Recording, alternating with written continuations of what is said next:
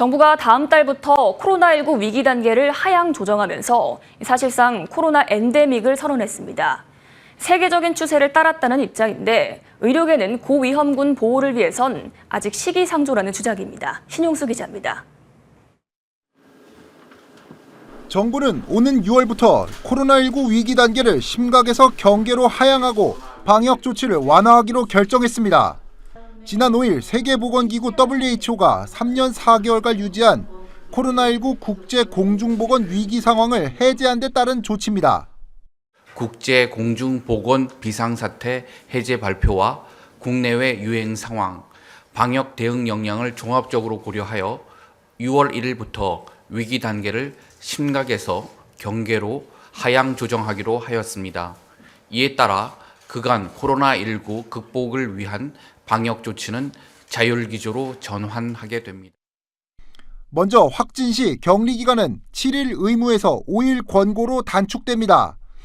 실내 마스크 착용도 대폭 완화됩니다.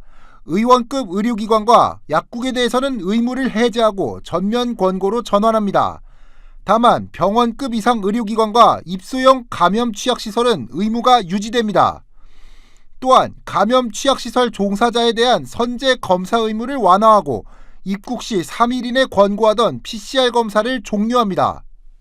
하지만 의료계에서는 이번 방역 완화에 대해 우려하고 있습니다. 확진자와 위중증 환자, 사망자가 늘어나는 상황에서 시기상조라는 것입니다.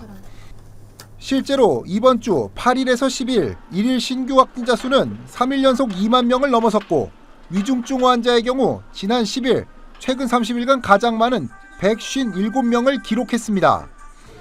특히 사망자는 9일 23명으로 지난 3월 9일 20명 이후 2달 만에 20명대를 넘겼습니다.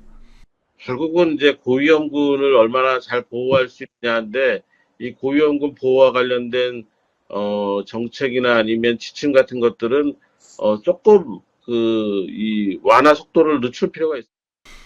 이재갑 강남성심병원 감염내과 교수도 SNS를 통해 코로나19 입원 환자 격리는 7일로 유지해야 한다면서 현재 상황에서 대개 의료기관 내에서는 마스크를 계속 착용해야 한다고 전했습니다. 정부가 일상 회복을 기치로 방역 조치를 추가 해제하기로 한 가운데 의료계 우려도 나오는 만큼 6월 이후 확산세를 지켜볼 필요가 있습니다. 머니투데이 방송 신용수입니다.